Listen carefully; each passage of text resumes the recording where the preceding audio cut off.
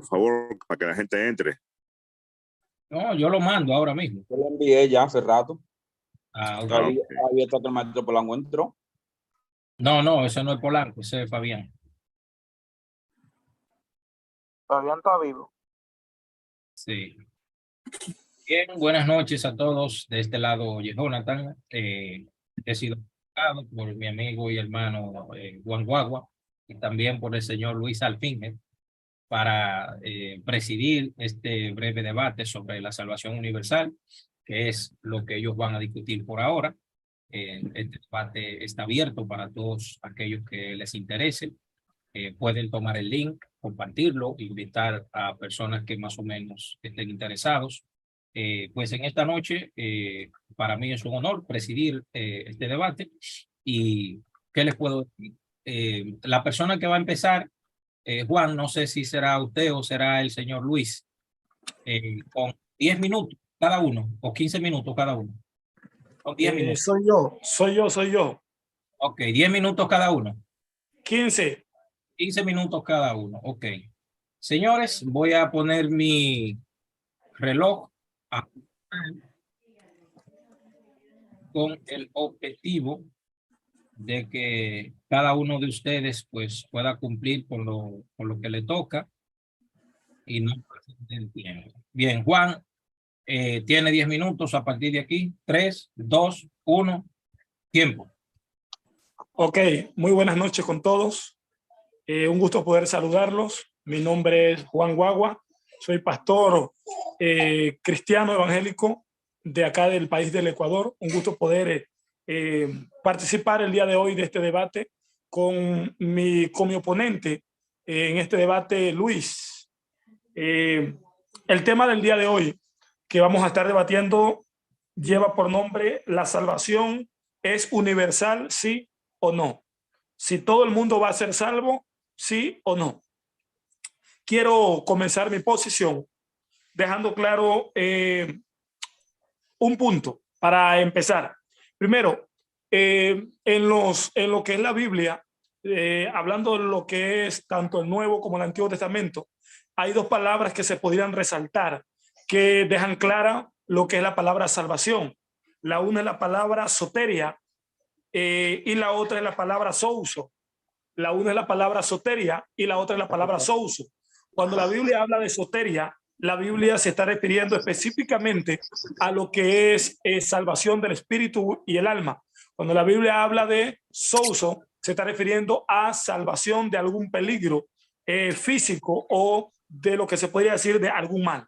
Entendiendo esto, quiero comenzar también diciéndole que en la Biblia nosotros encontramos dos tipos de salvación.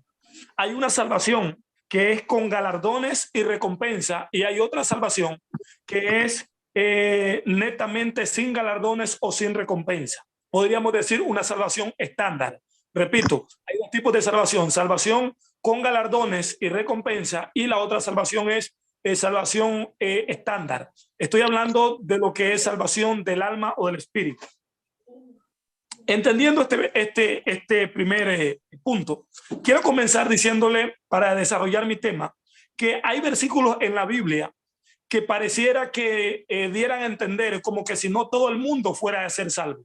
Ejemplo, tenemos Romanos capítulo 10, versículo 9, donde la Biblia deja ver y dice: si confesares con tu boca que Cristo es el Señor y crees en tu corazón que Dios lo levantó de los muertos, serás salvo.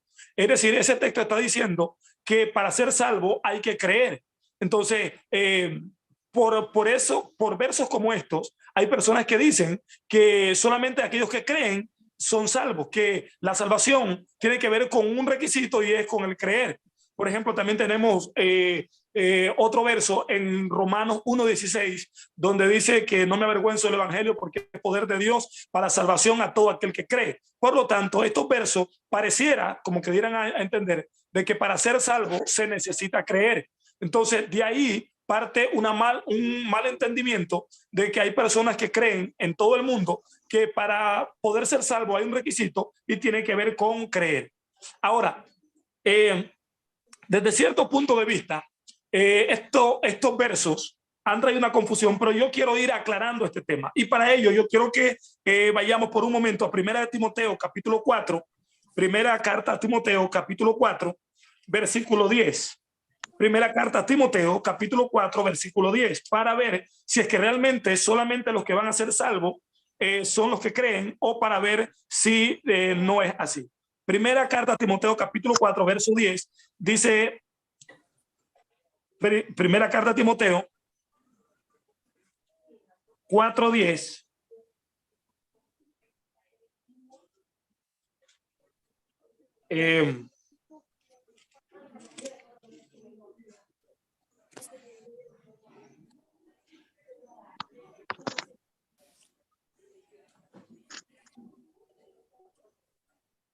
Primera carta a Timoteo, tengo un pequeño desperfecto acá. Te lo leo.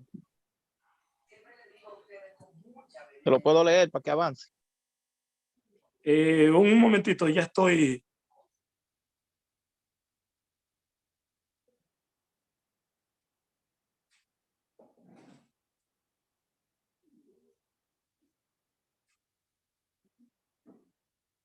Primera carta a Timoteo, capítulo 4. Aquí estoy. Primera carta a Timoteo, capítulo 4, versículo 10. Primera carta a Timoteo, capítulo 4.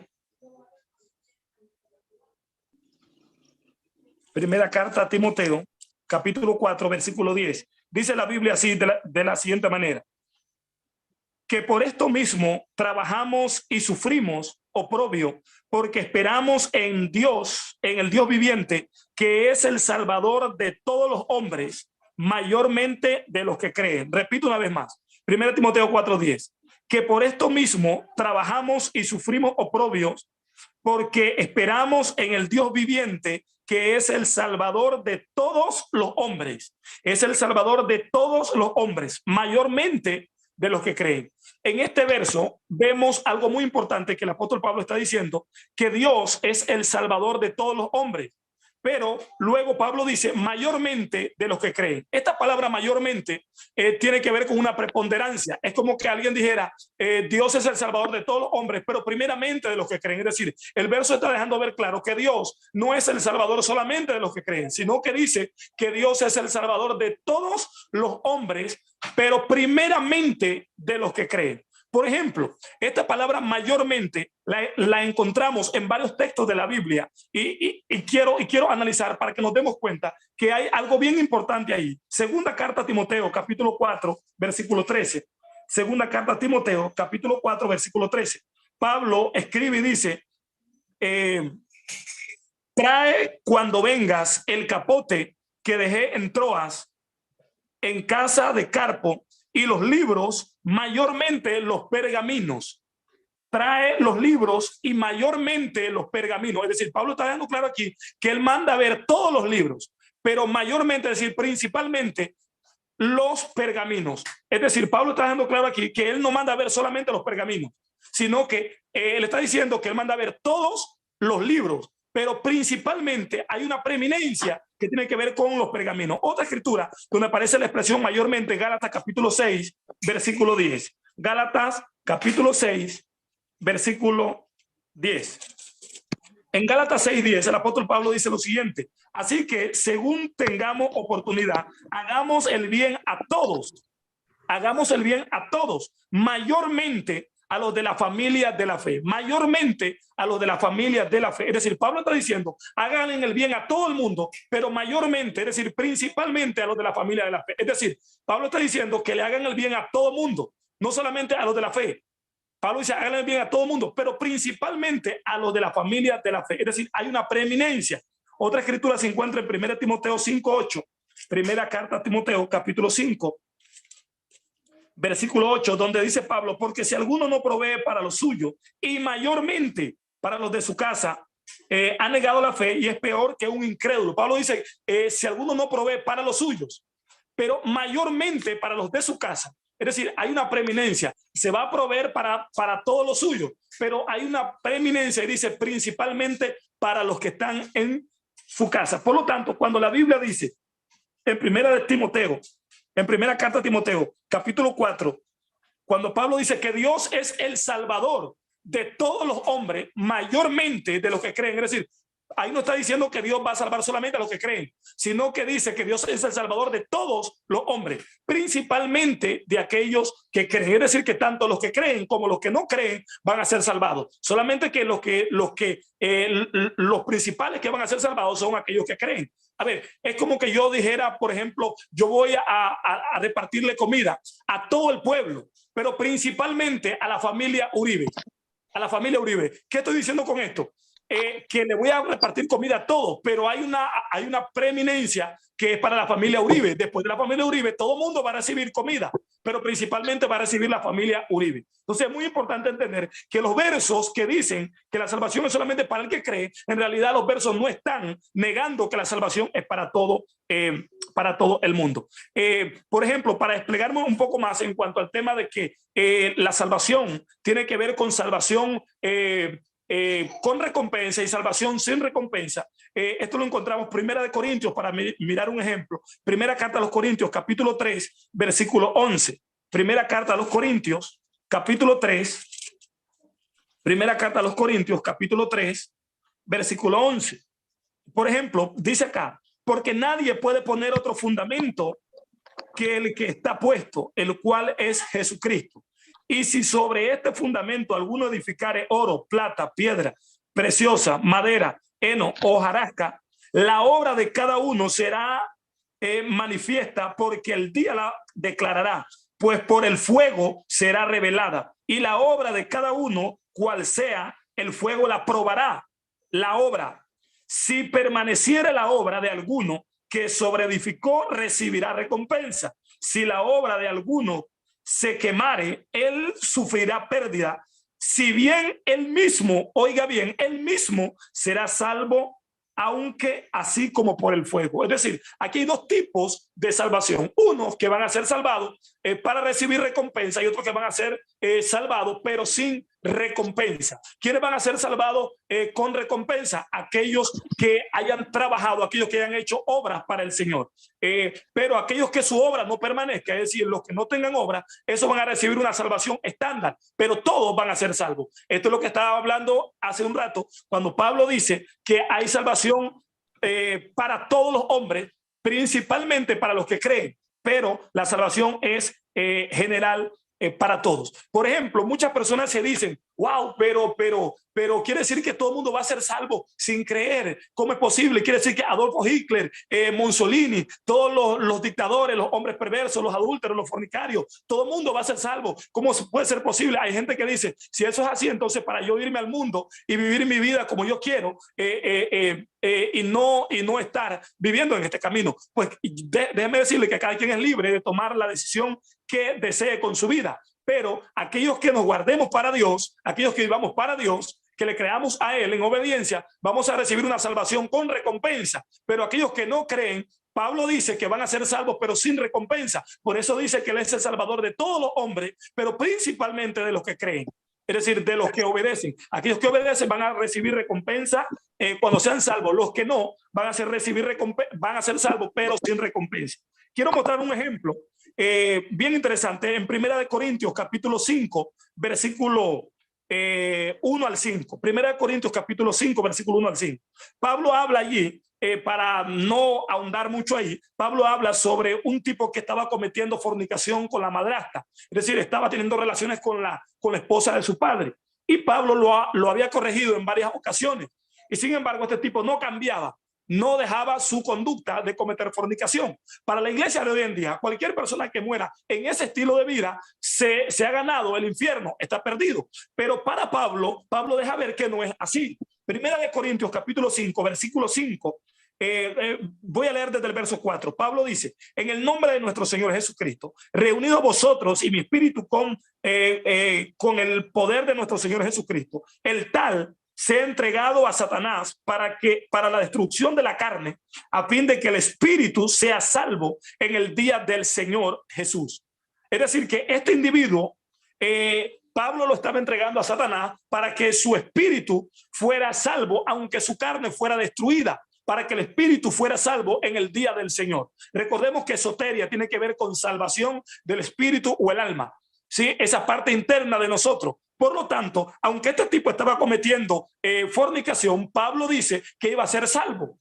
Pablo lo afirma. Es decir, esta es la gente que va a ser salva, pero no van a recibir galardones. Recordemos que la Biblia dice bien claro en Apocalipsis: he aquí yo vengo pronto y mi galardón conmigo para recompensar a cada uno según sea su obra. Es decir, la gente que estemos viviendo en el evangelio, somos personas que le hemos creído a él y estamos teniendo obra. Nosotros seremos salvos con recompensa o con galardones, pero las personas como este hombre de 1 Corintios que estaban cometiendo fornicación o adulterio, esta gente va a ser salvo, como Pablo lo dice, pero no va a ser con recompensas o con galardones. Es bien importante entender esto. No sé qué tiempo me queda, porque todavía tengo puntos que tocar.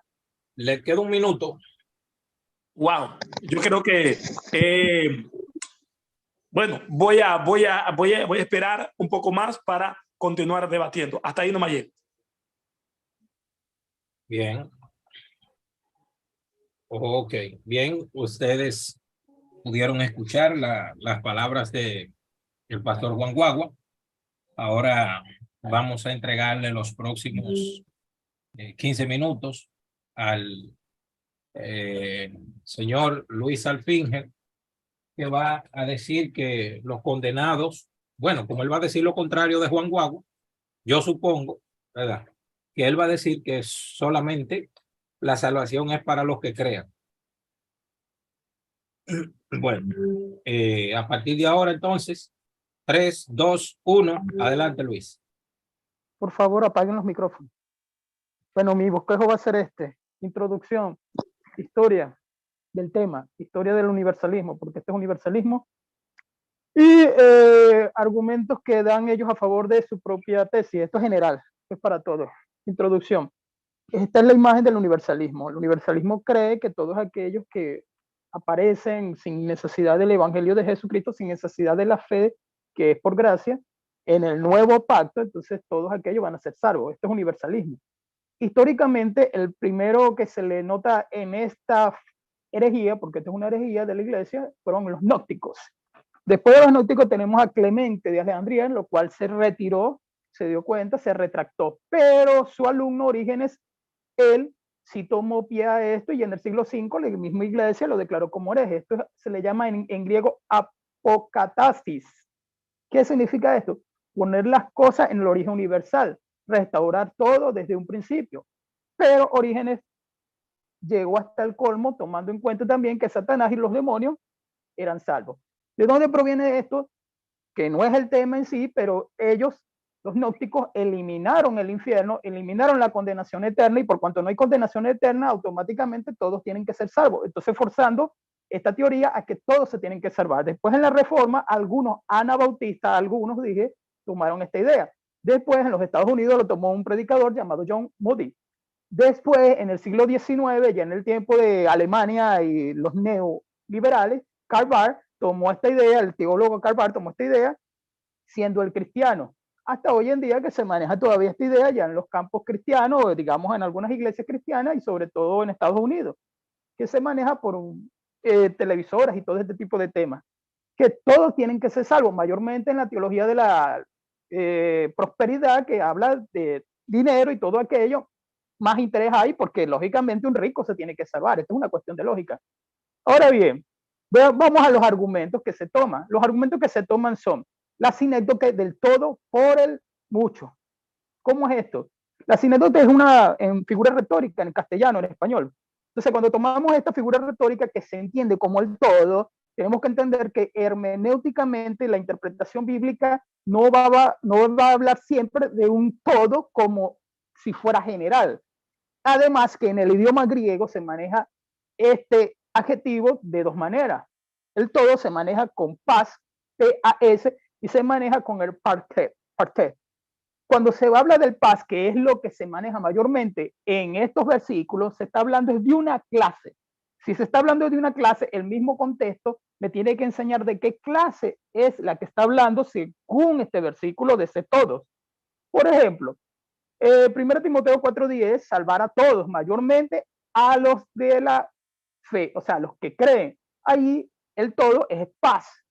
¿Que cuál clase es? A los que creen. Estaba revisando ahorita las versiones bíblicas y exactamente lo vi en Westcott, en griego lo vi, porque la acabo de revisar y también la tengo ahí abierta en la textual, tercera edición, por si acaso. En el ejemplo podemos tomar ejemplos como Mateo 3, cuando dice, todos fueron bautizados, todos de Galilea. Lógicamente que no, eso es un sinécdoque. También se le puede llamar, ya que ustedes aman tanto a los judíos y todo aquello, se le puede llamar un hebraísmo de hipérbole, un hebraísmo que significa que ellos hablaban de esa manera. Un hebraísmo de hipérbole, exageración, por ejemplo, y todos se fueron tras de Jesús. Pues no, no todos se fueron tras de Jesús, pero la Biblia aparece muchas veces hablando de esta manera. Entonces, cuando se habla de un todo, se está hablando de un grupo específico y el contexto nos lo da a entender, sea en griego, cuando, por ejemplo, también habla de mundo, se está hablando del sistema, no se está hablando exclusivamente de un terreno o de un globo terrestre, no, se tiene que tener en cuenta el tipo de mundo que se está hablando. Cuando hablo de todo esto es porque siempre el argumento es por ejemplo, Mateo capítulo 10, cuando habla que todos nos aborrecen, no es que todos nos aborrezcan, sino que está hablando de la sinécdoque. Esta sinécdoque entonces se maneja de esta manera. Tenemos los argumentos, por ejemplo, uno de los argumentos es que se presenta en Romanos capítulo 5. En Romanos capítulo 5, cuando habla de Adán, que en Adán todos mueren, sí, está hablando del pecado, pero tenemos que entender que el contexto, siempre vamos a tener que manejar el contexto, sin agarrar los textos aislados, está hablando de la justificación desde el capítulo 2, desde el capítulo 3, desde el capítulo 4 y en el capítulo 5.1 es cuando más me habla de la justificación, hablando de la justificación en Cristo, en el plan de Dios. El segundo argumento es la reconciliación de Cristo ¿con quién? Con los que han de creer por medio de la fe. ¿De la fe de quién? Del sacrificio de Cristo. Eso es una cuestión de lógica, porque la palabra gracia aparece, creo, de 365 veces en la Biblia. O sea, sería una por año, una por día. Y pisteo, que es piste, muchas veces pasa a ser también creer. Entonces, que por cierto, es fe. Entonces, cuando tenemos el segundo argumento, es la reconciliación. ¿Pero la reconciliación con quién? Con aquellos que son pecadores. Si el mundo es pecador, se tiene que entender entonces que lo que es Efesios, Colosenses, me está hablando del reino. ¿Cuál reino? El reino terrenal. Me está hablando del reino de Jesucristo espiritual, de los que han de ser salvos, bajo la elección. Efesios capítulo 1. Pero eso es otro tema, al igual que la de la condenación, no la voy a tocar. Tercer argumento que tocan ellos es la que utilizan sobre el tema del infierno, que no existe infierno, no es el tema, se podría manejar otro día, pero este argumento es como que si no existe infierno, entonces a la lógica, o hay aniquilación, entonces a la lógica todos han de ser salvos. Esto era lo que manejaba Orígenes. Si no hay infierno, quiere decir que el Satanás y los demonios son salvos, o puede ser que tal vez ustedes no creen en Satanás, pero bueno. Entonces, cuando hablamos en el tercer argumento, estamos hablando en este periodo de que va a haber una purificación. Me suena a purgatorio. O sea, si ha de ser purificado alguien, esto me suena a purgatorio católico. ¿Por qué? Porque hay tres tipos de universales. Hay unos universales que dicen que automáticamente todos son salvos. Este todo allí significa el todo, todos. Si es posible, metemos hasta mi perrita que está durmiendo allí. Entonces, si hablamos de la segunda tipo de universalista, estos dicen que va a haber una purificación. Estos son parciales. Esto no es una totalidad. Un tipo de purificación en este, digamos, purgatorio. Bueno, lo llamo purgatorio, no sé cómo lo llamarían entonces. Esto es antibíblico porque no aparece en la Biblia. Ni el purgatorio ni esto aparece en la Biblia. No hay un solo texto que lo enseñe. Un solo texto específico cuando tenemos que tener, bajo las reglas de interpretación, varios versículos que apoyen esta teoría o esta doctrina. Entonces, cuando tenemos la tercera fase, o decir, el tercer universalismo, ¿de qué estamos hablando también? Del famoso Dios de amor. Que Dios es amor y por cuanto Dios es amor, no puede mandar a nadie al infierno, no puede condenar a nadie porque Dios es amor. Y al tener un Dios de amor, entonces eliminamos el otro atributo de justicia. Y al tener un atributo de justicia, tenemos que entender que un atributo no va sobre otro atributo, aunque Dios es amor. Y ese mismo amor nos lleva a que Dios es justo. Por cuanto Dios es justo, por su amor entregó a su Hijo en sacrificio único. Si Él entrega a su Hijo en sacrificio único, ¿qué quedará para nosotros entonces? Y Hebreos capítulo 9, versículo 26 y 27 dice, fuego consumidor también. Además de eso, tenemos el cuarto argumento, el argumento del amor atributivo a que Él es soberano. ¿Por qué Él es soberano? Porque Él hace como Él quiere. Y como Él dejó su palabra, está escrita. Él es justo, Juan 3:16, Él dio sacrificio por amor. ¿Por amor a quién?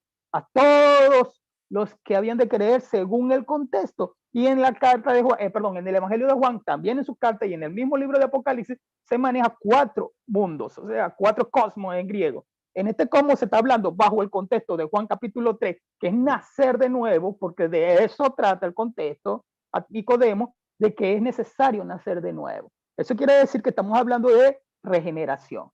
No solamente que estamos hablando de que todos son salvos y por cuanto el versículo dice que todos han de salvarse, no. O que tal vez estamos añadiendo digamos, una exégesis. Cuarto argumento, si no me equivoco, o quinto argumento. La gracia es triunfante. Por cuanto la gracia es triunfante, dicen los universalistas, la paga del hombre es pecado, digamos, de esta manera, para no enredarme tanto por si acaso. La gracia va a triunfar sobre todo. La gracia triunfa sobre todo, pero no es de esa manera. Cuando dice la gracia, está hablando de los que se han de arrepentir, porque cuántas veces no aparece en griego la palabra metonimia, no, perdón, me equivoqué de palabra. Son muchas palabras que se tienen en la mente. Cambio de mente en griego, cambio de manera de pensar, que es arrepentimiento. Entonces, cuando tenemos una gracia que es triunfante, esta gracia la maneja Dios por medio de su fe. Efesios capítulo 2, versículo 8, por gracia sois salvos mediante la fe, y esto no es de vosotros, pues don de Dios, no por obra para que nadie se gloríe. Tenemos entonces que somos justificados en Cristo, Romanos capítulo 5:1, somos creyentes en Cristo por medio del don de fe y somos salvos por su gracia. Al llegar a este punto tenemos que entender entonces que aquellos que no han creído en Jesucristo, lamentándolo mucho, duélale a quien le duela, tienen que ser condenados. Tenemos versículos como Mateo capítulo 25, versículo 41, que dice, y estos serán enviados al castigo eterno. Eterno, eterno, eterno, eterno, eterno, eterno. Bueno, no es el tema en sí. Tenemos las parábolas que hablan siempre de escatología, son 42 parábolas, varias de ellas me hablan del final. El final cuando dice que los ángeles han de recoger todo y desecharán lo que no es de él. Así lo dicen las parábolas. Da a entender su venida y da a entender cómo va a ser el final. Otros versículos también, cuando habla, por ejemplo, y hacer discípulos a todas las naciones. ¿Para qué? Si todos han de ser salvos. ¿Para qué vamos a ser discípulos? En esta medida, entonces, tenemos también que entender que hay muchos problemas con este tipo de pensamiento. Por ejemplo, cuando habla que no hay perdón para aquel que blasfeme contra el Espíritu Santo. Si no hay perdón, entonces, ¿qué hacemos con este tipo de personas? No pueden salvarse porque está dicho por el Señor Jesucristo y el Señor Jesucristo es primero, number one. Tenemos que entender también, Dios es diferente a nosotros.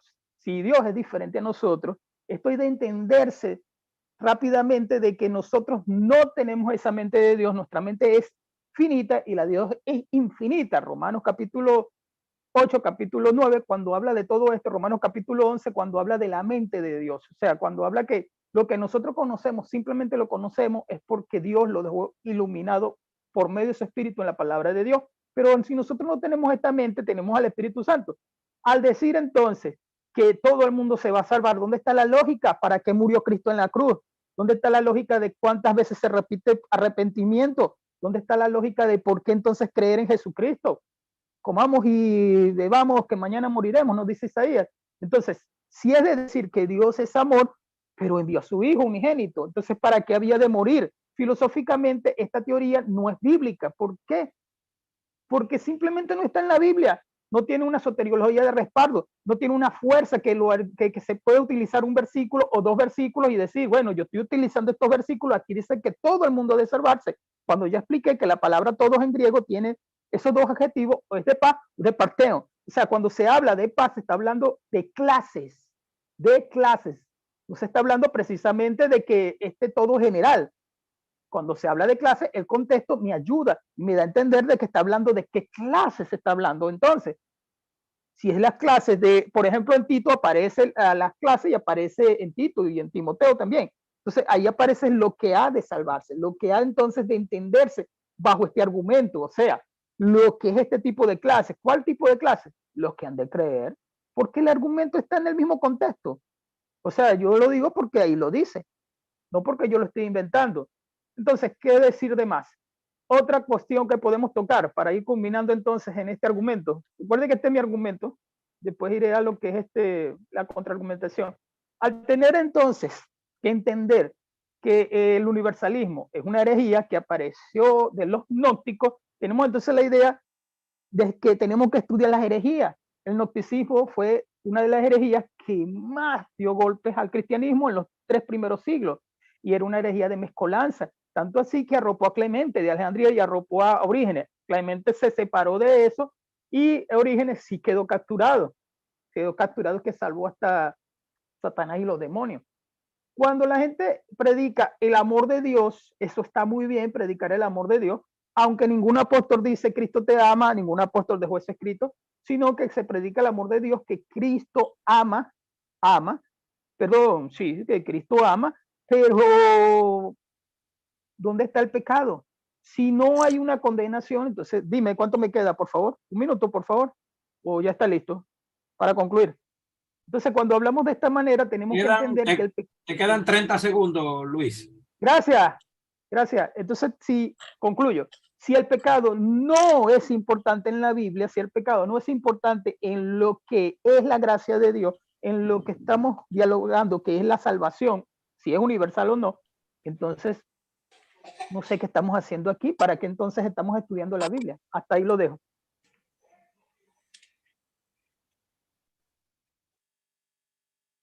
Bien, aquí estamos de nuevo. Tómense un pequeño respiro, etcétera. Levántese de su silla. Diga Baruch Hashem, Baruch Hashem, no, perdón, disculpe. Digan gloria a Dios o digan aleluya, digan algo. Ya ustedes escucharon la exposición del señor Luis. Señor Luis es enfático en decir que no tendría sentido si todos somos salvos, porque yo supongo que me están incluyendo a mí ahí también. Bien, vamos a continuar con mi amigo y hermano Juan Guagua, también con el... Juan, 15 minutos más o 10, le tocan. No sé, si me quieren dar 15, 15, si me quieren dar 10, 10. El tiempo para mí es oro. Yo le voy a dar 10 y luego Ya. Luis va a tener 10 más. Ok. Listo, ok. Entonces, 3, 2, 1, adelante. Bien, continuando con la posición que he estado poniendo, quiero hacer hincapié en algo. El compañero Luis ha estado mencionando o ha estado tocando puntos que no tienen que ver con el tema. Por ejemplo, como el punto sobre la salvación, sobre el pecado, el tema sobre el pecado, el tema sobre el infierno, que aunque de pronto para él llevan correlación, y no digo que no puede ser, yo creo que no entran dentro del encaje, que pueden darle al oyente, pueden darle otro tipo de información. A mí me gustaría algún día debatir con Luis sobre si el pecado existe actualmente, sí o no. Ese sería un interesante tema. Y también otro tema que él estuvo mencionando. Bien, yo voy a continuar acá rápidamente. Estaba diciendo hace un momento que 1 Timoteo 4:10 es enfática la escritura y clara cuando dice que Dios es el salvador de todos los hombres. La Biblia no necesita más que solamente ser entendida con una mente clara y sencilla. Dice, Dios es el salvador de todos los hombres, de todos los hombres. No dice de todos los evangélicos, no dice de todos los cristianos, no dice de todos los hombres. Y luego dice, principalmente o mayormente de aquellos que creen. Puse el ejemplo que Pablo dice a Timoteo, tráeme los libros, principalmente los pergaminos, mayormente los pergaminos. Es decir, Pablo no estaba pidiendo solamente los pergaminos, estaba pidiendo todos los libros, pero había una preeminencia en cuanto al tema de los pergaminos. Lo mismo es con la salvación. Dios es el salvador de todos los hombres, principalmente de los que creen. También pudimos ver, y esta es una pregunta que le voy a hacer a mi a mi contrincante sobre lo que Pablo dice en 1 Corintios 5, cuando Pablo habla que había un tipo que estaba cometiendo fornicación con la madrastra, y sin embargo Pablo dice para que él sea salvo en el día del Señor. También Pablo habla en 1 Corintios 3:11, donde Pablo dice que hay un tipo que su obra se pierden, pero él será salvo como por fuego, es decir, arrebatadamente. Quiero continuar. Otra escritura bíblica y otra evidencia de que la salvación es para todos los hombres, otra evidencia bíblica irrefutable, es Romanos capítulo 5, versículo 18. Romanos capítulo 5, versículo 18 y 19. Quiero leer acá. Romanos 5, 18 y 19, Pablo dice lo siguiente. Oigan esto. Así que, como por la transgresión de uno vino la condenación a todos los hombres, de la misma manera, por la justicia de uno vino a todos los hombres la justificación de la vida. Porque así como por la desobediencia de un hombre los muchos fueron considerados pecadores, así también por la obediencia de uno los muchos serán considerados justos. Quiero detallar esto aquí. Retrocedo otra vez al verso 18, Romanos 5, 18. Así que como por la transgresión de uno, es decir, por la desobediencia de uno. ¿Quién era este uno? Adán. Dice que por la transgresión de uno, todos los hombres fueron considerados pecadores. Es decir, Pablo está diciendo que cuando Adán comete su transgresión, cuando Adán peca, Adán nos arrastró a todos detrás de esa condenación. Ninguno de nosotros tuvimos que creer para poder ser pecadores. Simple y llanamente, Adán peca y Adán nos termina arrastrando a todos detrás del pecado. Ahora, Pablo dice aquí en el verso 18, de la misma manera, no de otra manera, de la misma manera que Adán vino Jesús, Pablo dice, y por la obediencia o por el sacrificio de Jesús, todos son considerados justos o son salvados o son justificados. Es decir, que lo mismo que operó para el tiempo de Adán, lo mismo opera para con Jesús. Pregunto, para que Adán no arrastrara al pecado, ¿fue necesario que yo creyera en el pecado? No, simplemente dice que por la transgresión de uno, todos fuimos considerados pecadores. De la misma manera, por la obediencia de uno, de la misma manera. Es bien importante hacer énfasis en esta palabra, de la misma manera. Es decir, que al igual que sucedió con Adán, así mismo sucede con Jesús. Adán nos arrastra al pecado sin consultarnos. Jesús nos salva de la misma manera sin consultarnos. Otra escritura, Tito capítulo 2 versículo 11. En el libro de Tito capítulo 2 verso 11, Pablo dice de la siguiente manera, hablándole a Tito. Pablo dice de la siguiente manera, porque la gracia de Dios se ha manifestado para salvación a todos los hombres. Es decir, que Dios no vino a salvar a un grupo de gente, Él vino a salvar a todos los hombres. Quiero hacer énfasis acá ahora en una escritura que ha sido muy malentendida y utilizada por el círculo cristiano. Juan capítulo 3, versículo 16 al 21. Juan capítulo 3, versículo 16 al 21. Quiero ir rápidamente ahí.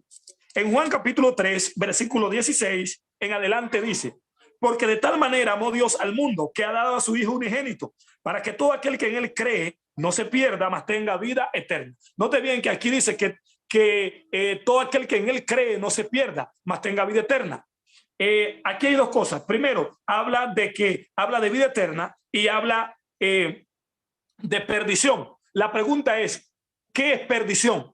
Esto es bien importante entender qué es perdición. Los evangélicos deducen rápidamente y dicen, no, está hablando ahí de que se irá para el infierno. No, el texto bíblico no está mencionando aquí el infierno como perdición. Solamente habla de perdición y de vida eterna. Bien importante.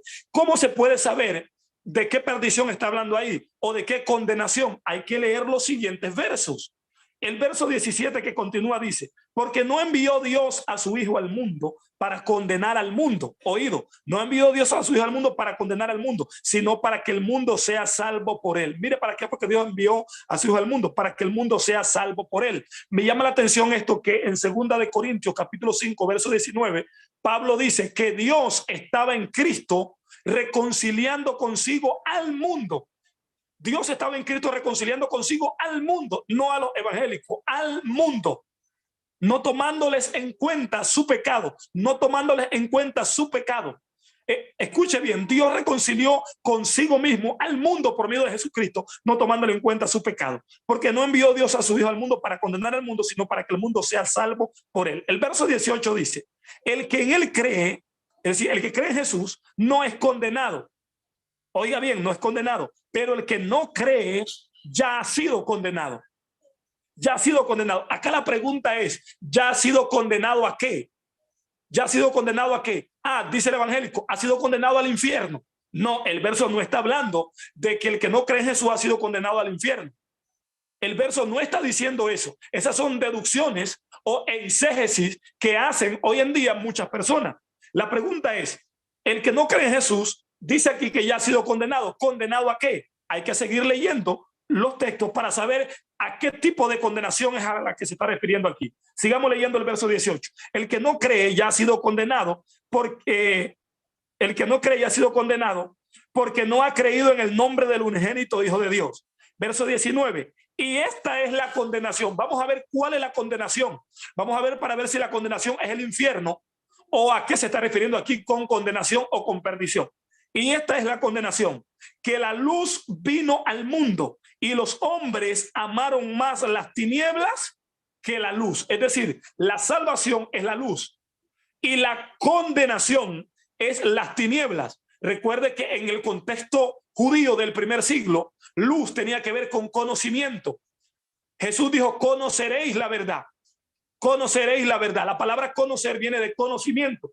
Por lo tanto, Jesús está diciendo conoceréis la verdad. Es decir, que luz tiene que ver con conocimiento y perdición o condenación tiene que ver con ignorancia. Por lo tanto, el verso dice, y esta es la condenación, que la luz vino al mundo y los hombres amaron más las tinieblas que la luz. Es decir, ¿cuál es la condenación que los hombres iban a recibir por no creer en Jesús? Vivir en tinieblas, vivir en ignorancia. Toda persona que rechace a Jesús, que no acepte a Jesús, que es la luz, va a vivir en ignorancia. Esa es la condenación. La condenación por no recibir a Jesús es vivir en ignorancia. Por lo tanto, la Biblia nunca habla de una condenación como un infierno. La Biblia está hablando de condenación en estos textos como vivir en ignorancia. Por eso es que dice Marcos 16:16, el que creyere y fuere bautizado será salvo, mas el que no creyere será condenado. Será condenado. Esa palabra condenación es la misma palabra en el griego que aparece aquí en Juan 3:19, que está hablando de vivir en la ignorancia. Por lo tanto, condenación aquí no se está refiriendo a ir al infierno, sino está refiriendo a vivir en la ignorancia. Por lo tanto, condenación nunca en la Biblia se está utilizando para ir a un infierno, sino vivir en la ignorancia. Todo aquel que no cree en Jesús va a vivir en la ignorancia. Esa es su condenación. Está condenado a vivir en la ignorancia total, porque Cristo es la luz, es el conocimiento verdadero. Hasta ahí.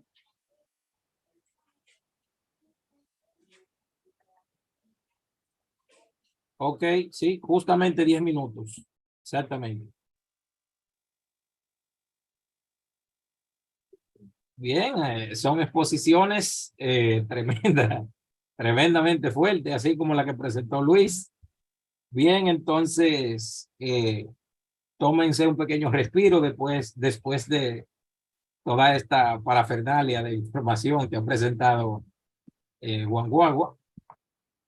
Ya observé que Luis tomó agua, parece que está preparado con su cañón para, para dispararle a Juan. Luis, tómate una respiración profunda. Otro traguito. Bien, entonces, a partir de aquí, entonces, vamos a continuar con Luis. Luis, 3, 2, 1, adelante. No, a mí me parece curioso porque él argumentó 25 minutos. Yo es a la contraargumentación de él. Yo no voy a seguir argumentando. Bueno, yendo a lo que él dijo, ¿no? Él habló de soteriología, entonces el tema, por lógica, porque estamos hablando de quiénes se van a salvar, tiene que ver con la salvación. El tema no es el infierno, pero yo lo nombro de acuerdo a lo que se cree en los primeros siglos del universalismo, porque es nuestro tema.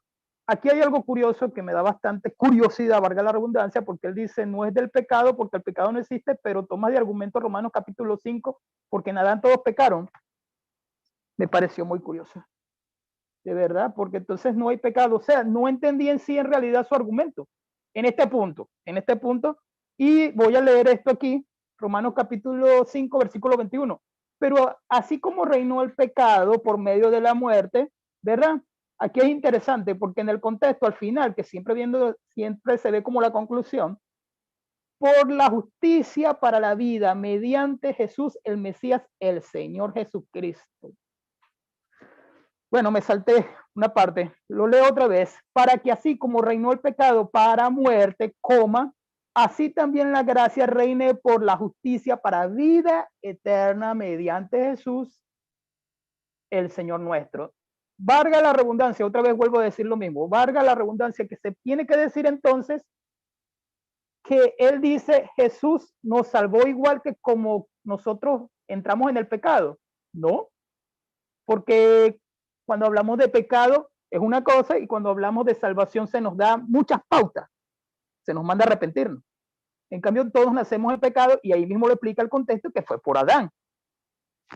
La muerte entró por medio de Génesis allá cuando pecaron, ya todo eso lo sabemos. Entonces ya en el nuevo pacto se da el entendimiento de que se está hablando ya en este capítulo de la vida eterna y se está hablando de que no hay que añadirle a la Biblia algo que no existe. Por ejemplo, yo expliqué ya esto, Tito capítulo 2 versículo 11, todos los hombres, está hablando del contexto de la clase, está hablando de las clases. No lo voy a buscar porque es muy largo, pero ahí está hablando de varios tipos de personas. En Juan capítulo 3, él dice entonces que la condenación, en su conclusión, la condenación tiniebla significa ignorancia. Bueno, es primera vez que escucho este tipo de, o sea, quedé un poquito, wow, primera vez que escucho este tipo de interpretación. Creo que es una interpretación un poquito gnóstica, se podría decir así, porque él dice, los judíos creían en el primer siglo que la luz era esto, y entonces, bueno, sí, está bien, pero ven acá, ¿por qué decir que tiniebla es ignorancia? Entonces, bueno, está bien, eso fue lo que él argumentó en ese punto. Ok, vamos a lo que él estaba argumentando al principio. En Romanos capítulo 10, versículo 9, él dice, aquellos que han de creer entonces, ¿qué? No continuó dando su argumento y saltó a Romanos capítulo 1, versículo 16. Yo creo que debería de explicarnos bajo el contexto, bajo la hermenéutica, que es la interpretación. Si no les agrada la hermenéutica, bueno, hablo de interpretación. Entonces, en su segundo argumento, él habló de la recompensa. Ok, estoy de acuerdo, pero ven acá, que quiero dejarlo para las preguntas, porque quiero explicar eso. Está bien. En este argumento de decir recompensas, yo estoy de acuerdo, pero ¿es para quién? Las recompensas es para los que han de creer, los que son iglesias. No estoy hablando de que, porque eso no está en la Biblia, no estoy hablando que los que creen son evangélicos, ni los que creen son católicos. Yo no estoy hablando de religión, yo estoy hablando de la secta aquella. No. Yo estoy diciendo directamente que los que creen somos los cristianos. ¿Por qué? Porque lógicamente al creer en Jesucristo somos cristianos. O sea, ya es una cuestión de lógica.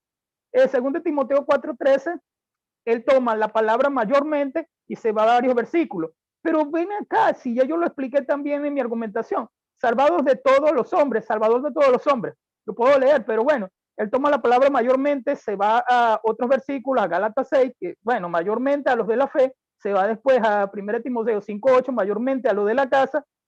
Ok, pero ¿qué pasó aquí? Porque yo leí la textual, si quiere la busco y dice especialmente. Y la textual es de los códices más antiguos, la Biblia textual tercera edición. Especialmente, quiere decir que la palabra mayormente también puede ser especialmente, pero allá en la textual me da a entender que especialmente a los que creen.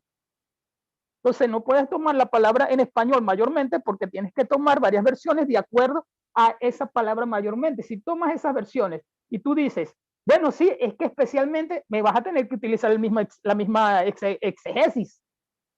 O sea, me vas a tener que utilizar donde dice especialmente todos los versículos, pero es que estamos hablando es en el tema del todos. Y ya yo expliqué que son dos tipos de adjetivos, que es un adjetivo que pertenecen a ellos, en castellano, en español. Entonces, véase bien, el otro argumento que él hace es la recompensa. Yo dije, está muy bien a los que trabajan, está bien eso, pero los que trabajan ¿en dónde? ¿Cuáles son estas recompensas? A los que están trabajando en albañilería, a los que trabajan en oficinas, bueno, voy a decir una compañía de aquí de Venezuela, pero está hablando desde la iglesia. Porque 1 Corintios, ¿cuál es la problemática de 1 Corintios? Vamos a estudiar un poquito historia también. Historia de 1 Corintios. La problemática era que ellos tenían todos los dones y tenían un ego entre ellos de que ellos dentro de la iglesia tenían un desorden. Entonces Pablo está hablando es de la iglesia. En 1 Corintios. Está hablando es de la iglesia. No está hablando, mira, aquel que está trabajando albañilería, vea bien si la hace bien aquel edificio, porque puede ser que te salves y todos son salvos. No. O sea, le está hablando en el sentido de aquellos que trabajan en la iglesia. Van a recibir recompensa. Por supuesto, si mi trabajo es malo dentro de lo que es la iglesia de Cristo, yo no estoy hablando de categóricamente que si los católicos, que si los evangélicos, yo estoy hablando de la iglesia de Cristo como columna dejada de los apóstoles, como enseña Efesios capítulo 2, Efesios capítulo 4.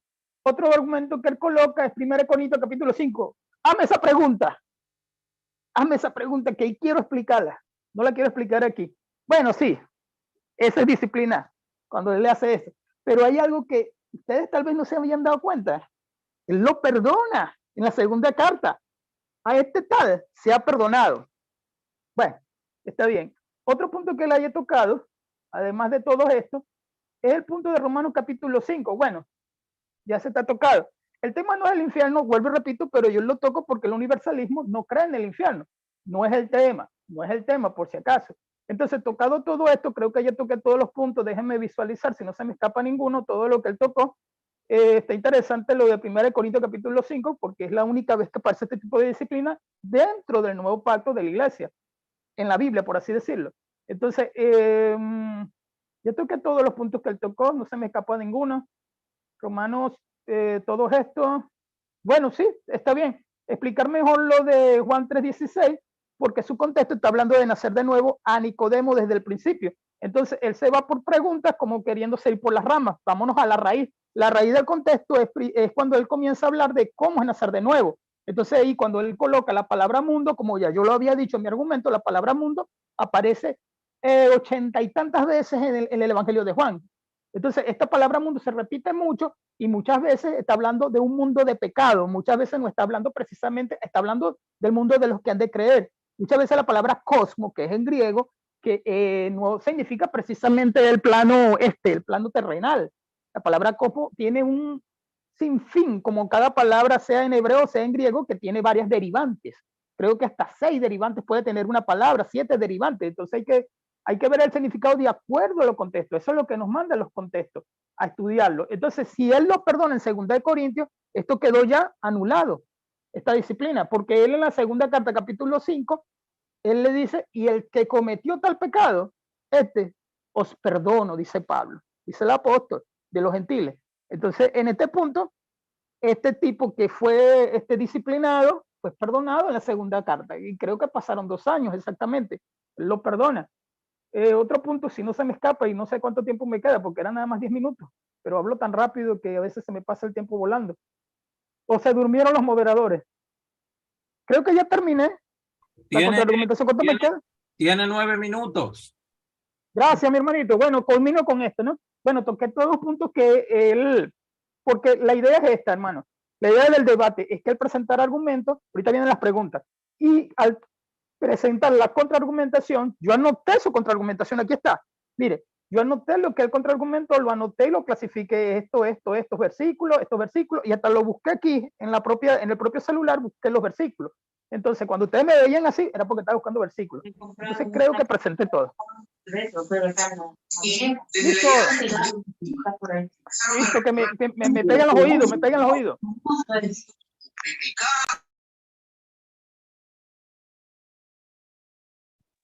Sí, buenas noches. ¿Qué pasó? ¿Qué sucedió? Bueno, de todas formas, Luis terminó. Entonces, Juan tiene 10 minutos para contrarrestar, o usted quiere seguir promoviendo.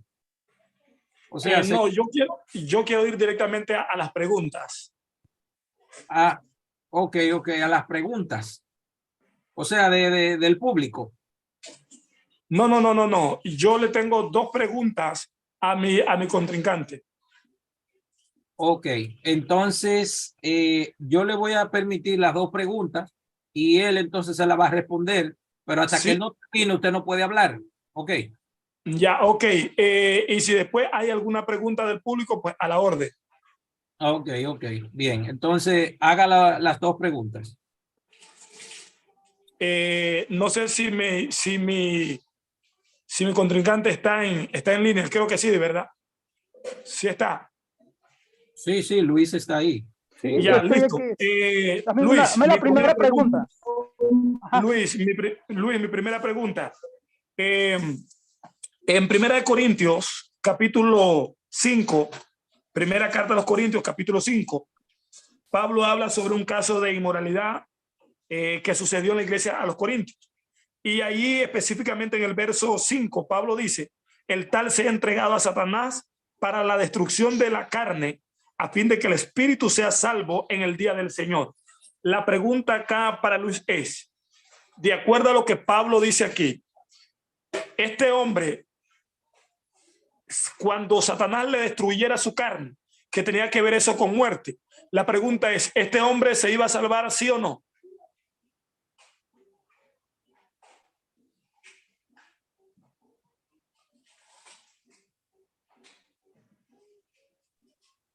¿Puede Luis, responder? Luis, Sí, dame responde tiempo. esa pregunta, responde esa pregunta, luego él te va a hacer la otra. Adelante. ¿Cuánto tiempo tengo para responder? Tiene 5 minutos. Adelante.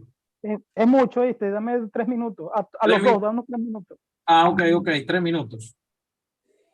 Mi pregunta es que sí, cuando se destruye la carne, pero está siendo una falacia argumentativa.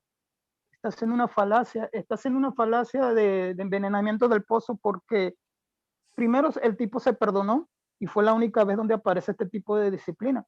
Es una falacia, se le llama esto, un engaño, porque el tipo nunca fue muerto. O sea, este sujeto nunca apareció muerto. Entonces, cuando él pregunta, ¿fue salvo o no? ¿Cómo que fue salvo o no? Si el tipo fue perdonado en la segunda carta. Ahora, si él pregunta desde el punto de vista diferente, que me hace la fórmula de otro punto de vista, pero si él va a preguntar, bueno, este tipo apareció muerto, ¿se salvó o no?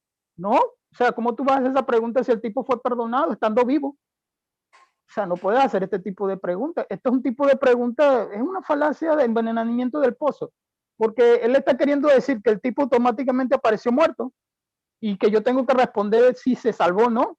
No, el tipo fue perdonado por el apóstol Pablo. Este tipo de disciplina apareció una sola vez en la Biblia. Cuando era una sola iglesia de Corintios, él le da históricamente era una sola iglesia en cada ciudad donde Pablo llegaba. Entonces, él le dice fuera de la iglesia a ver si te salvas de esta manera. Pero es de una manera que era una disciplina, porque todavía no había sido la iglesia balanceada bajo este tipo de temas de lo que era la disciplina. Entonces tienes que aprenderte las falacias, amiguitos, por si acaso. Aprendete lo que son falacias, son 18 falacias filosóficas, por si acaso.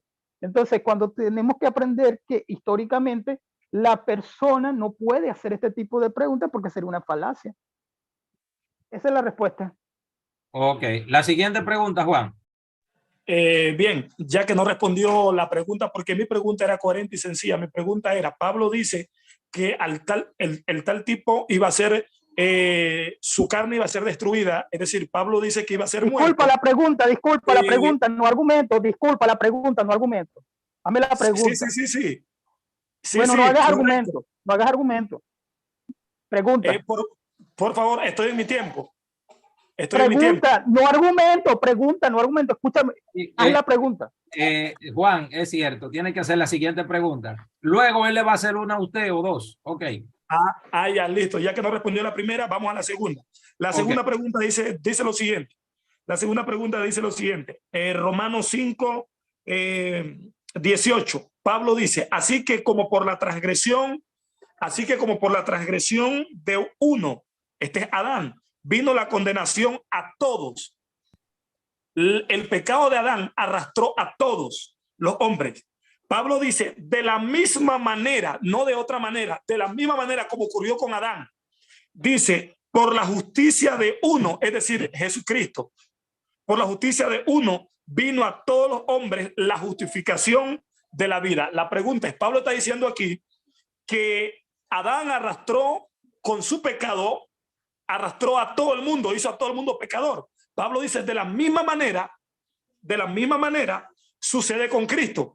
Con el sacrificio de Él, con la justificación de Él, todos los hombres alcanzan la vida, dice Pablo. Acá alcanzan la justificación de la vida. La pregunta es ¿eso correcto, sí o no? Bien, Luis, tiene 3 minutos. Adelante.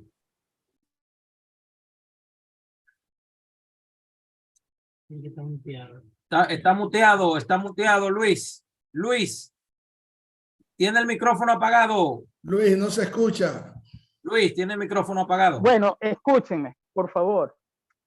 Él tiene que hacerme la pregunta con signo de interrogación, no argumentar. Siguió argumentando. Tiene que hacer la pregunta. Por favor, moderador. Él pregunta automáticamente, ¿se salvó, sí o no? Él pregunta así, bueno, ¿se salvó, sí o no? Él tiene que hacerme la pregunta. ¿Puede, por favor, hacerme la pregunta? Otra vez, hacerme la pregunta sin argumentar. Dile que me haga la pregunta, por favor. Juan, haga la pregunta sin argumento. Sí, es cierto lo que él dice. Haga la pregunta sin argumento, porque luego a usted le van a hacer la pregunta también. Tiene el micrófono apagado, Juan. Juan, tiene el micrófono apagado. A ver, Jonathan, lo que pasa es que yo estoy leyendo el texto y luego le hago la pregunta, porque mi pregunta surge de un texto bíblico. ¿Me explico? Eso es todo. A ver, leo otra vez el texto porque creo que él estaba distraído. Así que como por la transgresión de uno, este es Adán, vino la condenación a todos los hombres, de la misma manera, por la justicia de uno, Jesucristo, vino a todos los hombres la justificación por la vida. La pregunta acá es sencilla. Pablo dice que por el sacrificio de Cristo vino la justificación a todos los hombres. ¿Cree usted eso, sí o no? Ok, Luis, tiene 3 minutos para responder la pregunta. Adelante.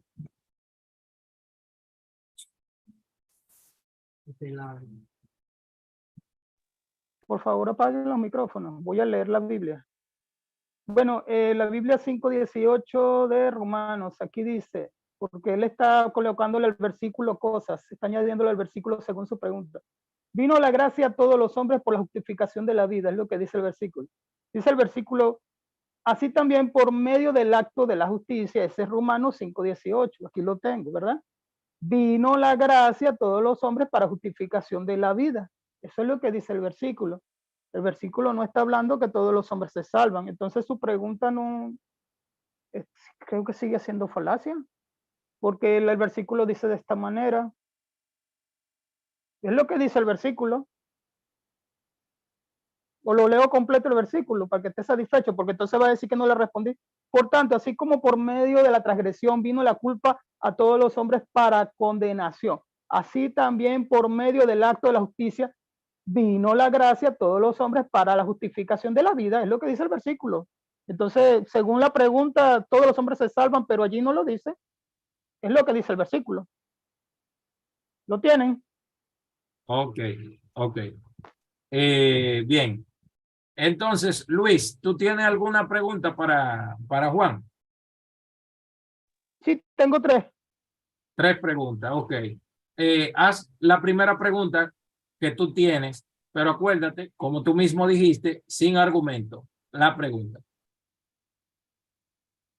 Ok, si la salvación era por la fe en Cristo en todo el Nuevo Testamento, entonces, ¿por qué abogar a una salvación eterna, a una salvación completa y universal?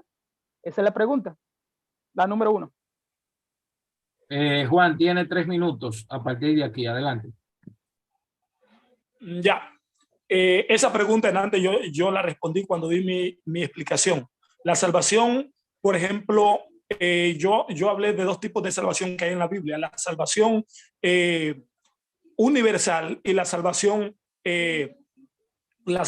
universal y la salvación que es con galardones. Por ejemplo, toda persona que cree en Cristo, esa es la salvación por la fe. Toda persona que cree en Cristo, a eso se le llama salvación por fe. Esas personas serán salvas y serán recompensadas, serán galardonadas. Ahora, hay personas que no creen y van a ser salvas. Eso lo vimos en 1 Timoteo 4:10, cuando dice que Dios es el salvador de todos los hombres. Entonces, esas personas serán salvas, pero no serán recompensadas. Es sencillito. Hay salvación que es por la fe y hay salvación que es sin fe. ¿Cuál es la diferencia? Que la una va a ser con galardón y la otra va a ser sin galardón. Pero Dios es el salvador de todos los hombres. Ok, Luis, siguiente pregunta.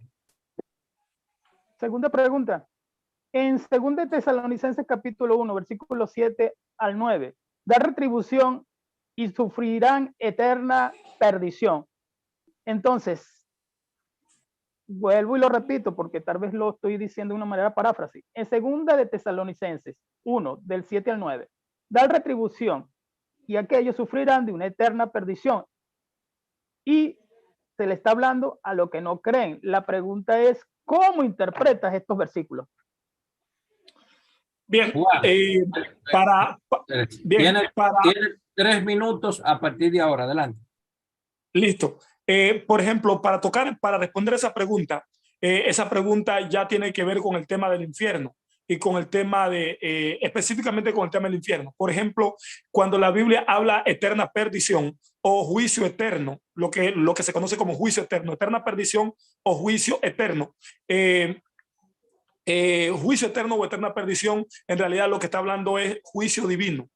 Juicio divino. El problema es que la palabra eternidad es una cosa y la palabra inmortalidad es otra cosa. La palabra eternidad, las personas creen que tiene que ver con que nunca tiene fin. Y si después de que Cristo venga ya no habrá ni día ni noche, entonces no podemos medir el tiempo, no podemos decir que algo es eterno. Eso es algo incongruente. Cuando la Biblia habla de eterna perdición, lo que se está refiriendo es a que recibirán juicio divino. Y eso de Tesalonicenses sucedió en el año 70, cuando Israel recibió el juicio por no haber creído en el Mesías.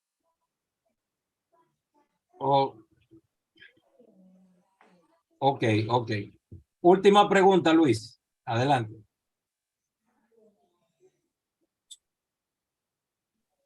Ok. ¿Por qué el Nuevo Testamento es tan enfático en el arrepentimiento en Jesucristo? ¿Por qué? Esa es la pregunta. Ok, Juan, tiene 3 minutos a partir de aquí para entrar al público. Adelante. Listo, verá. El problema es que hay una ignorancia en cuanto, dentro del mundo cristiano, en cuanto a lo que significa la palabra arrepentimiento. La palabra arrepentimiento, en realidad, lo que significa es metanoia en griego, metanoia en griego y en hebreo teshuvah, y significa retorno. En hebreo y en griego significa cambio de mentalidad. Es decir, cuando la Biblia habla de arrepentimiento, está hablando de cambio de mentalidad. Si nosotros miramos bien en la Biblia, por ejemplo, la gente tenía fe en Dios, la gente creía en Jesucristo y aún así era enviada a arrepentirse, es decir, era enviada a tener un cambio de mentalidad. Por ejemplo, Pablo habla a los romanos que eran creyentes, que eran cristianos. Romanos capítulo 12, Pablo le dice, no se conformen a este siglo, sino sean transformados por medio de la renovación de su entendimiento. Es decir, está hablando de sean transformados, que es metanoia, que es cambio de mentalidad, eso es arrepentimiento. Es decir, toda persona que es creyente debe de arrepentirse todos los días. ¿Qué arrepentimiento? Cambio de mentalidad, cambiar la manera de pensar cuando estamos creyendo en algo errado. Sencillo. Bien, vamos a entrar entonces a partir de aquí a las preguntas en público, dependiendo, vayan levantando las manos. ¿A quién quiere hacerle alguna pregunta? Recuerden los participantes del debate, o sea, los espectadores, que usted no va a discutir con el expositor. Usted va a hacer una pregunta. Ok, usted va a hacer una pregunta, pero no va a discutir ni con Luis ni con Juan. Ok. Perfecto, yo quiero hacer una ¿Quién quiere pregunta. Bien, la primera persona que levantó la mano fue Reino y luego Edison. Reino, adelante. Ok. Yo quería preguntarle a Juan que hay un texto bíblico que dice, se lo voy a leer, no os maravilléis de esto, porque vendrán horas cuando todos los que están en los sepulcros oirán su voz, y los que hicieron lo bueno saldrán a resurrección de vida, mas los que hicieron lo malo a resurrección de condenación. Me gustaría saber, Juan, eso que dice la Biblia, que saldrán a resurrección de condenación, ¿son personas que se van a salvar o a qué condenación se está refiriendo? ¿Me podrías dar la escritura, la cita bíblica, para yo poder leerla en su contexto? Ok, Juan capítulo 5, 28. Juan capítulo 5, 28, creo que está. A ver. Ok. Juan 5, 28. Juan 5, 28, ¿estás seguro? Sí. Sí, así mismo, sí. Correcto. Juan 5, 28. Ok, Sí. dice, no maravilléis de esto, porque vendrá hora cuando todos los que están en los sepulcros oirán mi voz, y los que hicieron lo bueno saldrán a resurrección de vida, mas los que hicieron lo malo a resurrección de condenación. La pregunta acá sería, tendríamos que analizar si esto está hablando para gente muerta o para gente, cuando me refiero a gente muerta, me refiero físicamente muerta o espiritualmente muerta. Esta escritura que está hablando aquí, cuando Juan cita esta escritura, Juan está citando en realidad Daniel capítulo 12, versículo 2. Daniel capítulo 12, versículo 2. Juan en esta escritura está citando Daniel capítulo 12, versículo 2. Quiero ir por un momento ahí.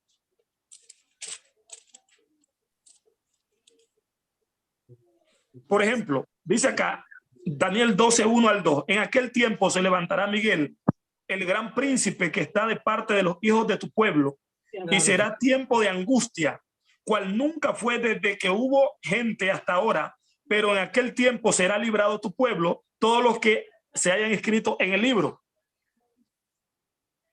Todos los que se hayan inscrito en el libro. Y muchos de los que duermen en el polvo muchos de los que duermen en el polvo de la tierra serán despertados, unos para vida eterna y otros para vergüenza y confusión perpetua. Analicemos aquí, que aquí está más claro lo que Juan está citando allá en su libro. Aquí dice, muchos de los que duermen en el polvo de la tierra. Aquí el polvo de la tierra, recordemos algo importante, el hombre fue creado del polvo de la tierra según Génesis 2:7. La Biblia dice, y creó Dios, y formó Dios al hombre del polvo de la tierra. Y dice aquí, muchos de los que duermen en el polvo de la tierra, está hablando en realidad de un adormecimiento de conciencia, y dice que serán despertados, uno para vida eterna, es decir, uno para reinar y otro para vergüenza y confusión. Es decir, que está hablando aquí de que la gente, hay personas que fueron creadas por Dios del polvo de la tierra, pero su conciencia, su vida espiritual están dormida, y unos serán despertados para gobernar, para reinar, esto es vida eterna, y otros para vergüenza y confusión perpetua, es decir, para vivir en confusión. Esto es a lo que se está refiriendo Juan capítulo 5, versículo 28. Ok. Pregunta de Edison. Adelante, Edison. Sí, buenas noches. Miren, tengo una pregunta que me surge específicamente porque veo que el señor Juan Guagua hace mención del episodio que sucedió en la iglesia de Corinto, basado en un incesto que Pablo mandó a disciplinar, de hecho, y mandó incluso a expulsar. También vi que Luis Afirgue aclaró que ese caso de incesto ya en la segunda carta fue resuelto. Ahora bien, me llama la atención esa mención, y en base a eso pensé en un texto que justamente está en la carta de Corinto y lo voy a leer. Cito, dice lo siguiente, 2 Corintios 2:15. Oiga lo que dice Juan Guagua. Porque fragante aroma de Cristo somos para Dios entre los que se salvan, y entre los que se pierden, para unos olor de muerte, para muerte. Entonces aquí se ve claramente que hay personas que huelen a muerto y otros que tiene un olor grato a vida. La idea es que los que creen y reciben el evangelio se salvan, en cambio los que rechazan el evangelio perecen. Entonces, en base a ese texto y a la luz de lo que él mencionó, basado en su argumento de la carta de los Corintios, yo creo que él me lo explique aquí, delante de todos, por favor. Bueno, Juan Guagua, adelante con la respuesta suya. Ya ustedes saben, hay gente que huele a muerto. Me gustaría que, aunque él ya respondió, aunque él ya dio la respuesta, no entiendo qué respuesta más pide. ¿Me podría repetir la cita bíblica, por favor? Está en 2 de Corintios 15 y 16. No, ¿Perdón? usted dijo 2:15, fue Edison. No, 2 de Corintios 2, 15 y 16. 2:15 y 16, ok. Adelante, Juan. Segunda de Corintios 2:15 al 16 dice, porque para Dios somos grato olor de Cristo en los que se salvan y en los que se pierden, a esto ciertamente olor de muerte para muerte y a aquello olor de vida para vida. Y para estas cosas, ¿quién es suficiente? Aquí está claro. Pablo está diciendo que dice, porque para Dios somos grato olor de Cristo en los que se salvan y en los que se pierden, a esto ciertamente olor de muerte. Es decir, aquí hay dos grupos, uno que se salvan, otro que se pierden. La pregunta es, ¿qué es perdición? Esa es la respuesta. Esa es la interrogante clave. ¿Qué es perdición? De acuerdo a Juan capítulo 3, vimos en antes que perdición, o lo que se conoce como condenación, en realidad es vivir en la ignorancia. En la ignorancia. Juan 3:16 dice, voy a leerlo rápidamente. Juan capítulo 3, verso 16, perdición o condenación. Juan lo explica aquí. En el capítulo 3, verso 19. Dice, y esta es la condenación o la perdición, que la luz vino al mundo y los hombres amaron más las tinieblas que la luz. Es decir, ¿qué es salvación? Salvación es la luz, vivir a la luz. ¿Qué es luz? Para el judío del primer siglo, conocimiento. ¿Qué es perdición o condenación? Es ignorancia, vivir en la oscuridad.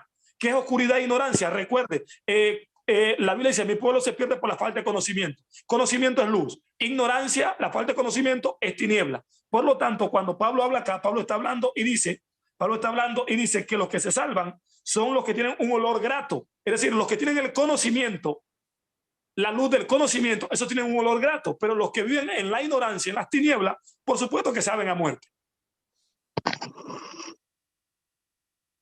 El problema es que estamos ligando perdición con infierno.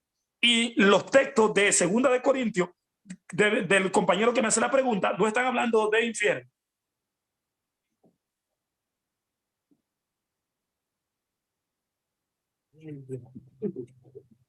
Bien, ¿alguna otra pregunta que quiera hacer el público?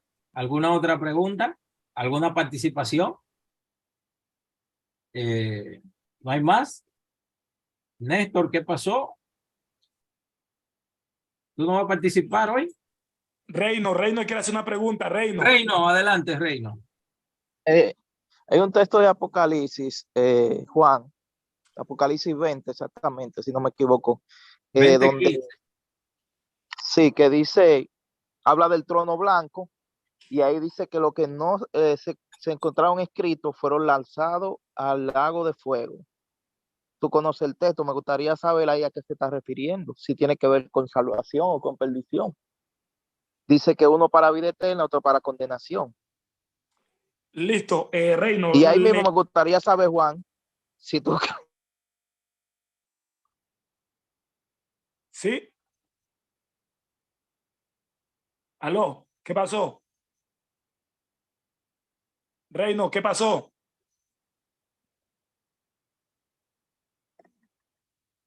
Compañero, ¿qué pasó con Reino? Reino, ¿te fuiste? Ya volví, me fue la señal. Sí, Juan te está preguntando algo ahí, adelante. Dale, Reino, Juan. ¿qué pasó? ¿Cuál era su pregunta? Ok, la pregunta que te decía era en base a Apocalipsis 20, capítulo 15, que dice que los que no se encontraron inscritos en el libro de la vida, estos fueron lanzados al lago de fuego. O sea, condenación. En base a esto, me gustaría saber cuál es tu percepción, porque aquí Apocalipsis está diciendo que hay un grupo que, que no se salvaron, sino que fueron condenados. Listo, respondo la pregunta de Reina. Verá, para esto deberíamos de leer el verso anterior, el 14, donde dice, y la muerte y el Hades fueron lanzados al lago de fuego. Esta es la muerte segunda. Repito, y la muerte y el Hades fueron lanzados al lago de fuego. Esta es la muerte segunda. El lago de fuego es la muerte segunda. Es decir, aquí hay algo bien importante y es que deberíamos de entender primeramente qué es el lago de fuego. El lago de fuego en la Biblia, cada vez que aparece el lago de fuego, aparece relacionada con la muerte segunda. En Apocalipsis, cada vez que aparece el lago de fuego, aparece ligada con la muerte segunda. Es decir, según el escritor de Apocalipsis, el lago de fuego es la muerte segunda. Ahora, si hay una muerte segunda, debería de haber una muerte primero. Vamos a detallar esto rápidamente en los 3 minutos que tengo. Por ejemplo, ¿cuál es la muerte primera? La muerte primera es la muerte espiritual. ¿Qué es la muerte espiritual? Es la separación del hombre con Dios. Esa es la muerte espiritual. A eso se le llama muerte primera. Ahora, hay una muerte segunda, la cual es la muerte física. La muerte física sería la muerte segunda. Por lo tanto, el escritor aquí está diciendo en Apocalipsis 20:15, y el que no se halló escrito en el libro de la vida fue lanzado al lago de fuego, es decir, será muerto. ¿A qué se está refiriendo el Apocalipsis aquí? El Apocalipsis se está refiriendo a 2 grupos de personas. Un grupo de personas que tenían su nombre escrito en el libro de la vida, que fueron salvados, y otro grupo que no tenía su nombre escrito en el libro de la vida, esos fueron lanzados al lago de fuego o fueron muertos. ¿Quiénes eran los que tenían escrito su nombre en el libro de la vida y fueron salvados?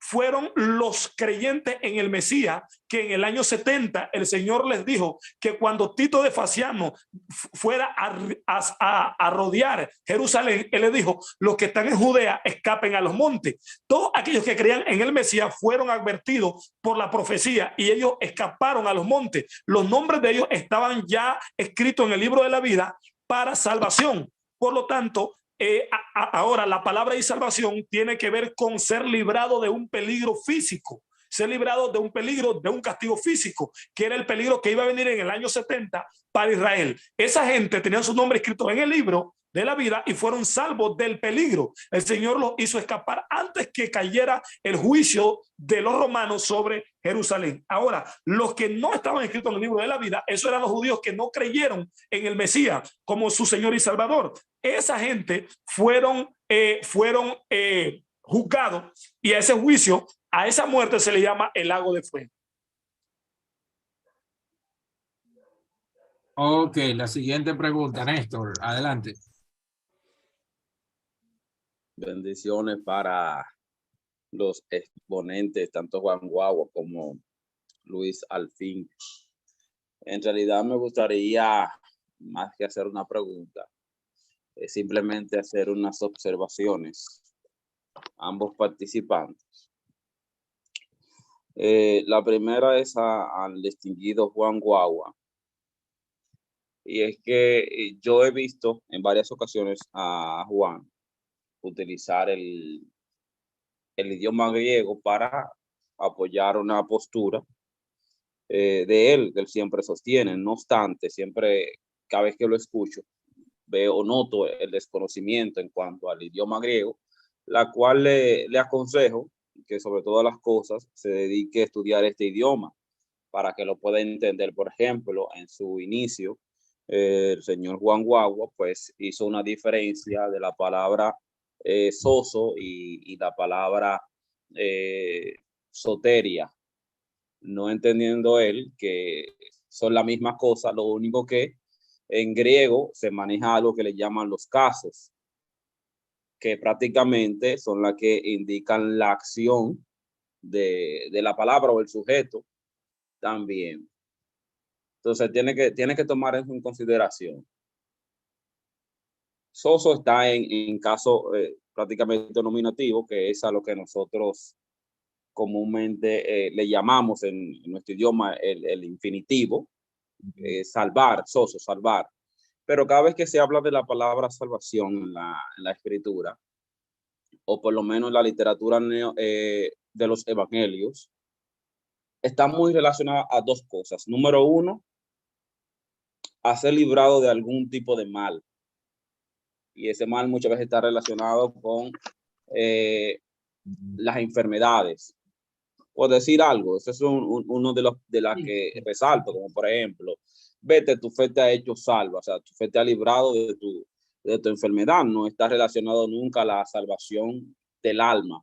Y ahí sí aparece la palabra también, soteria también, pero obviamente dependiendo del caso en el cual se esté manejando. Entonces, eso es algo que debe de tomar en consideración el estimado Juan Guagua. Y espero que esto le sirva a él, no que lo vea nunca como un ataque, sino como una sugerencia para su crecimiento y así él pueda mejor argumentar. Algo que noté en el distinguido y apreciado Luis Alfingui es que, bueno, a pesar de que su intención fue muy buena en lo que estaba planteando, pero a mí como persona oyente que estaba interesado en conocer su argumento, me quedé en el aire. O sea, no llegué a entender lo que él estaba planteando, porque yo sentí que en su primera intervención fue una contraargumentación al señor Juan Guagua. Y cuando nosotros vamos a escucharlo a él, por ejemplo, yo quiero ver un argumento que me diga, bueno, yo creo tal o cual cosa y esto es con lo que lo justifico. No obstante, él nos inició a nosotros primero presentando el origen. Está bien, esto es muy buena información, no digo que no, pero en su primera intervención no debió tocarlo en lo personal. Ya para la próxima, cuando él lo vaya a hacer, pues que no lo haga de esa manera, porque es que a nosotros los oyentes nos deja en el aire. Contraargumentó o trajo su argumento. Espero que me entienda en cuanto a eso. Y con relación al tema del infierno que se tocó, ese ha sido uno de los temas que ha traído más polémica por la siguiente razón, y es que la persona ha visto el tema del infierno simplemente lo que hemos venido recibiendo a través de la teología cristiana, pero la gente no sabe que este tema del infierno, la palabra que se utiliza realmente es la palabra ajena y no está, señores, relacionado al valle, como muchas veces se quiere decir. Sí, existía una teología en el mundo judío, especialmente los fariseos, de un lugar específico. Y eso lo hemos atestiguado en su literatura. Sí, Edison, le voy a dar una charla. Simplemente son mis observaciones.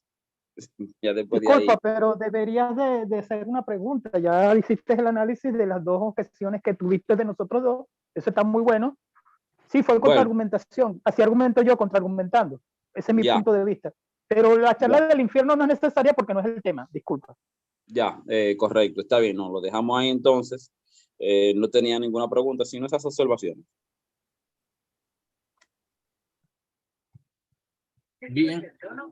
Bien, si no hay más preguntas, no hay más comentarios, ¿alguna intervención?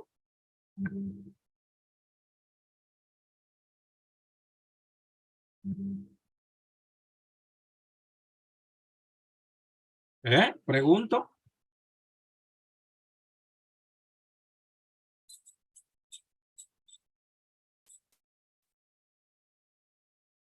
Bueno, si no hay entonces, chicos, más preguntas, si no hay más